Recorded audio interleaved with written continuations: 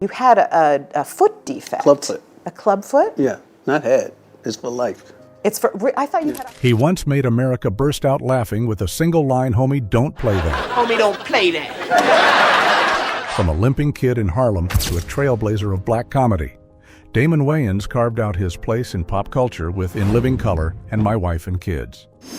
But behind the laughter came the setbacks. He was fired from SNL, clashed with co-stars on the set of Lethal Weapon, and ultimately had to step away from the spotlight due to health issues. But Damon didn't disappear. He wrote, he produced. He lived quietly in a $5 million estate, drove an Audi R8, and spent time with his children and grandchildren. Once criticized for his sharp-tongued humor, he chose silence during scandals. And when he returned, it wasn't for fame. It was to bring back laughter, this time alongside his son in Papa's house. So what makes a man who once stepped away leave behind a legacy of laughter that America still remembers? If you enjoy stories like these, please don't forget to hit the like button. It helps us a lot. And feel free to share your thoughts in the comments below. Harlem, late 1960s. In a worn-down apartment building where the sound of the Supremes floated from a radio on the windowsill, a young Damon Wayans walked slowly, his legs not quite in line. While the neighborhood kids played in the sun, he watched from a distance. Few could have imagined that this quiet boy would one day make all of America laugh, not with lessons from a stage, but with a gift forged through patience and perseverance. The Wayans family didn't have much: 10 children, 2 parents, one small apartment high up in the building. They shared everything: beds, meals, even silence. His father worked security. His mother kept the household running. What they lacked in material things, they made up for in discipline and laughter. Have you ever grown up in a home where everything from the TV to the last piece of bread had to be shared? Damon wasn't spoiled, but he was observant. He listened. He laughed. His mother hummed soul tunes while cooking. His older brothers mimicked TV comedians to entertain the family. Damon followed suit not because anyone told him to, but because it was how everyone connected. And then, one day at school, when kids teased him for his walk, he tried something new. He did an impression, something he'd picked up at home. The crowd burst into laughter. For the first time, they weren't laughing at his difference. They were laughing because he was genuinely funny. It was a small moment, but it planted something deep: the power of comedy. At home, Damon kept practicing. He mimicked neighbors, copied the grumpy man down the hall, reenacted sketches from TV just to make his mother and siblings laugh. Every evening around the dinner table, simple as it was, became his first stage, his first audience. Anyone who's ever made their family laugh after a long, hard day knows exactly how Damon's journey began.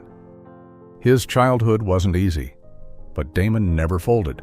Much like Flip Wilson and Richard Pryor before him, he used laughter to rise above hardship. Quietly, steadily, he found his way. How does a boy once mocked for how he walked go on to help lay the foundation for African-American comedy on national television? The answer begins in that small Harlem apartment where Damon Wayans, with that first burst of laughter, began writing his legacy. From a little boy in Harlem who used laughter to keep the bullies at bay, Damon Wayans found himself on the earliest stages of New York's stand-up scene. No cameras, no spotlight, just him, a microphone, and a handful of strangers deciding whether to laugh or walk out. How does an unknown comic become a defining voice of black comedy in the 1990s? In 1982, Damon began grinding it out in the city's small comedy clubs, performing stand-up at night while holding down day jobs just to make rent. Each evening, he worked through short routines in front of distracted audiences, competing with clinking glasses and blaring TVs behind the bar. Do you remember the days when you chased a dream with no guarantee it would ever come true? In 1985, Damon got his shot. He was cast on Saturday Night Live, the gold standard of American sketch comedy. It was the opportunity every young comic dreamed of. But only a few months in, He was let go fired for improvising a sketch in a way that injected it with a sharper, unapologetically black tone that didn't align with the original script. There was no public fallout, no dramatic exit, just a door that closed on a dream not yet fulfilled. But Damon didn't stop. He kept writing, kept refining. And in 1990, when his brother Keenan Ivory Wayans launched In Living Color on Fox, a bold, multicultural sketch comedy show, Damon got a second chance. This time, he didn't just perform, he broke through. As Homie D. Clown, a world-weary clown who used truth as a punchline, Damon captivated the nation. Audiences didn't just laugh, they quoted his lines, wore his character on t-shirts, and waited each week for his next scene. In one episode, the crowd erupted when Homie snapped, "Homie, don't play that," a phrase that became both a pop culture catchphrase and a clever refusal of pretense. From someone dismissed by SNL, Damon became the breakout star of a show that would reshape the landscape of American television comedy.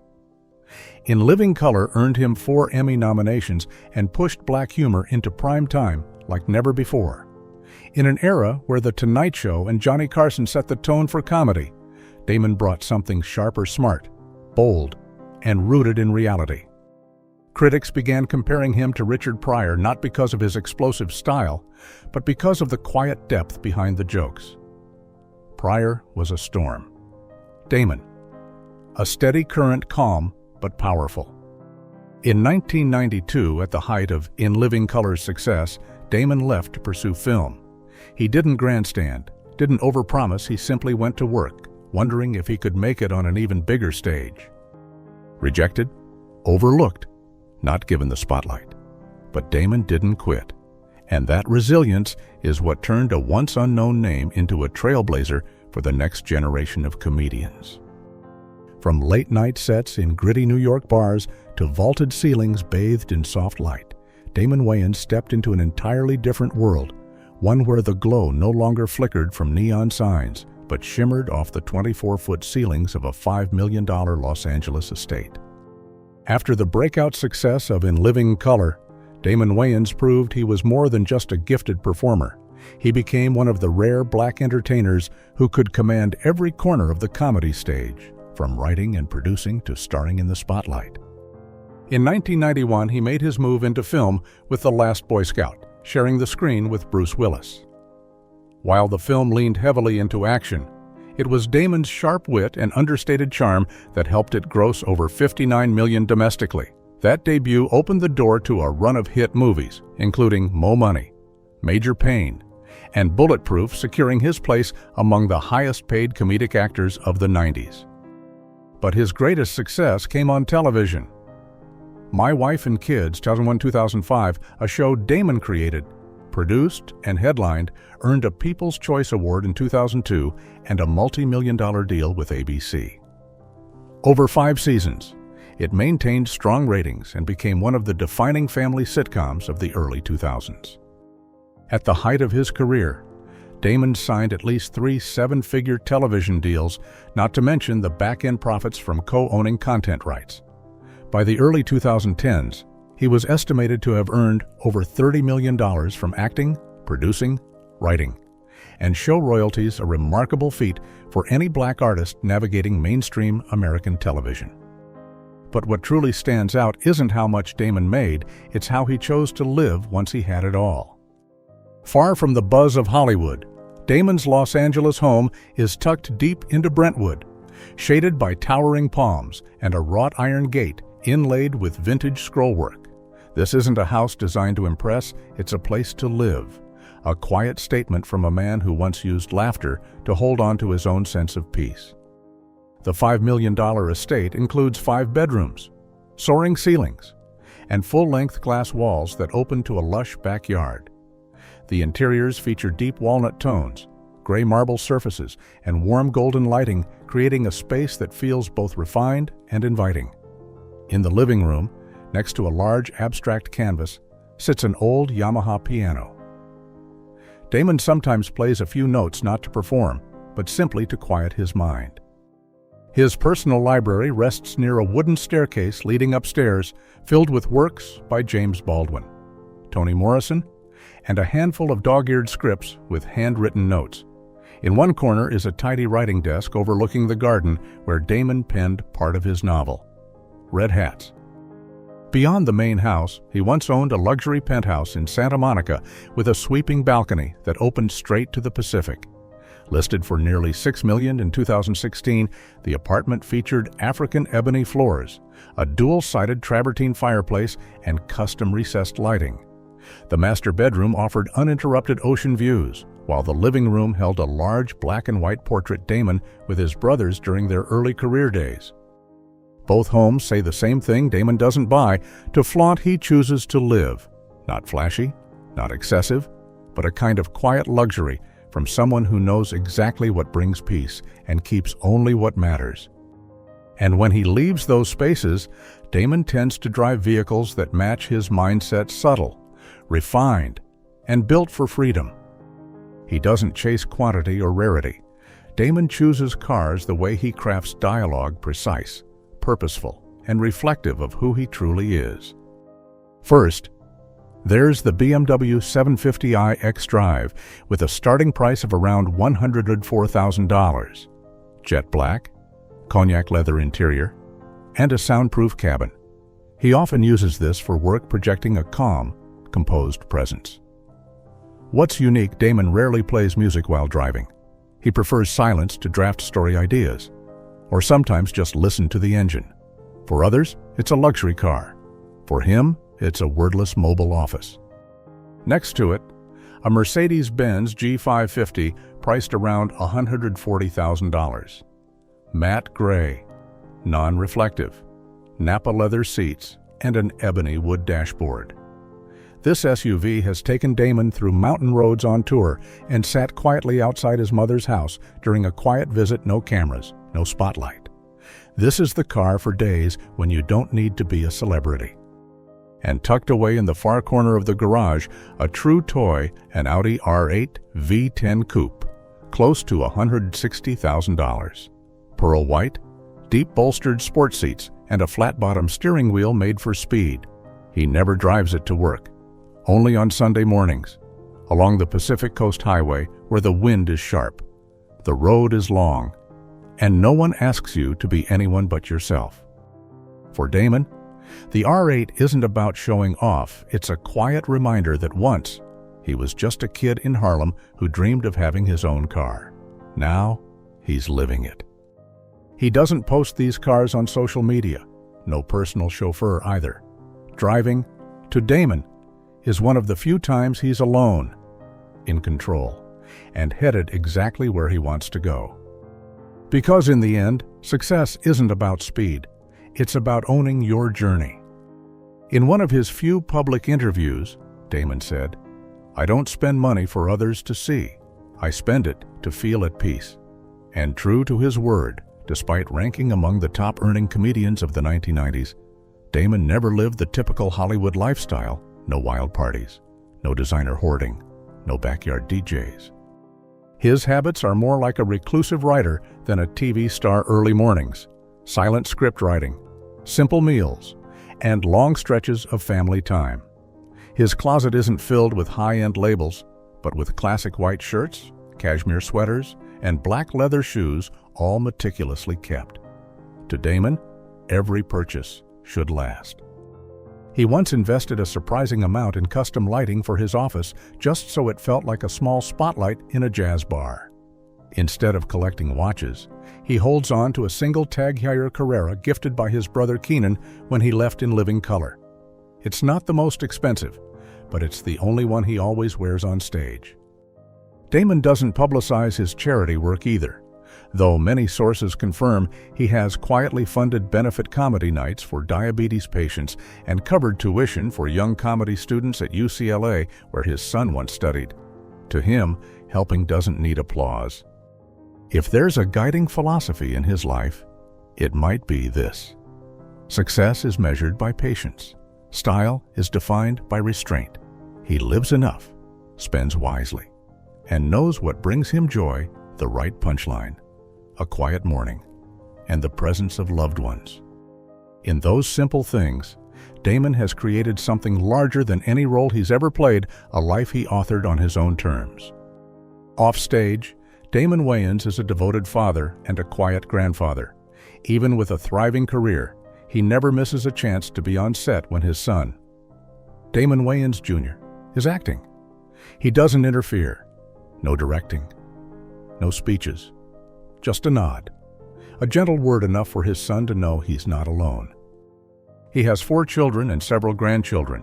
He rarely discusses family in interviews or online, but those close to him know no matter how packed his schedule is, Damon always carves out time for family dinners, weekend outings, or a quick call to check in before bedtime. To Damon, success isn't just about being in the spotlight. It's about having someone waiting for you when you come home. After decades as one of America's most familiar faces on television, Damon Wayans made a return in 2016 with the action-packed reboot of Lethal Weapon, stepping into the role of Roger Murtaugh. The series was a surprise hit, drawing millions of viewers each week. But after just 3 seasons, Damon stepped away, a move that left many wondering why would someone at the peak of his career walk away. Behind the scenes, tensions had been building. His co-star, Clayne Crawford, was accused of unprofessional behavior, frequent outbursts, on-set conflicts with crew members, and difficulties with directors. In one action-heavy episode, the production ran long and Damon suffered a minor injury. But more than the injury, it was the growing stress and toxic atmosphere that changed things. Rather than respond with public criticism, Damon chose silence. He issued a respectful statement, mentioning no names, saying only that he needed to prioritize his health and his family. On social media, many viewers supported his choice. They saw a seasoned man who valued peace over pressure, in an age where every disagreement can turn into a public spectacle. Damon took the old-school route, quietly stepping away to preserve his integrity. But the most defining controversy of Damon's career wasn't tied to a single person. It came from the shifting boundaries within comedy itself. In the early 2000s, after the success of My Wife and Kids, some of the comedy sketches Damon participated in were criticized by the media as being too sharp, divisive, or racially provocative. One racially satirical sketch was even pulled off the air at the last minute. Damon didn't speak out or issue an apology, but he also never backed away from his artistic instincts. He stood by what he believed in. Under increasing public scrutiny, Damon didn't change his voice entirely, but he became more selective. He chose his platforms carefully, picked his scripts with intention, and began focusing more on producing. He didn't push back against the tide of criticism with outrage, but with evolution. Some critics have compared him to George Carlin, not for loud proclamations, but for the ability to speak uncomfortable truths with a quiet grin. Damon's humor has always had an edge, but beneath it lies the quiet resilience of someone who's lived through pain and learned to laugh through it. Then, after nearly a decade away from the spotlight, Damon returned in 2024 with Papa's House, a new sitcom. This time, there was no controversy. No pressure to chase ratings, just a father sharing the screen with his son, telling warm, gentle stories. He brought laughter back not to provoke, but to connect. It wasn't a grand comeback, but it was a quiet victory for a man who understands that the greatest measure of your voice is who's still listening when all the noise fades away. From a young boy limping along the sidewalks of Harlem, Damon Wayans has spent half a century becoming one of America's most beloved comedy icons. But what is it that makes an entire nation remember his smile even after the screen fades to black? In the early days, Damon and the Wayans brothers helped bring In Living Color to life, a groundbreaking sketch show that wasn't just bold, but historic. For the first time, black voices were telling their own jokes in their own language on national television. The characters Damon created weren't perfect, but they were real sharp-edged, hilarious, and full of heart. A decade later, he touched America's heart again through My Wife and Kids, a down-to-earth family sitcom where he played a clumsy yet deeply loving father. For many, It was the show they watched after dinner, when television followed a schedule and there was no skip intro button. Perhaps those soft, familiar laughs are the ones that truly last. Then in 2024, Damon returned with Papa's House, but this time, not to prove anything, acting alongside his son on a cozy set with no pressure for ratings. All that mattered were the honest laughs. One crew member recalled how Damon often arrived early, sitting quietly in the chair engraved with his name, not to give orders, but to observe. He didn't need props or punchlines. His presence alone was enough when the timing was right. In a world of fast-changing entertainment, Damon never chased the trends. He stayed loyal to his craft, to his family, and to the one thing that set him apart, his ability to make people laugh through truth, not noise. Damon Wayans isn't the only one who rose from Harlem, but among them, he's one of the few who left behind something no one else could replicate: a legacy of laughter. Because when life gets too complicated, maybe what we remember most are the simplest moments, like a night of laughter with family in front of the old television set. Laughter and love may not solve everything, but they always bring us closer. And that, more than anything, is what Damon Wayans gave us. If you, too, grew up with those familiar, gentle laughs, feel free to share your story below. And don't forget to hit subscribe as we continue exploring the inspiring lives behind the people we'll never forget.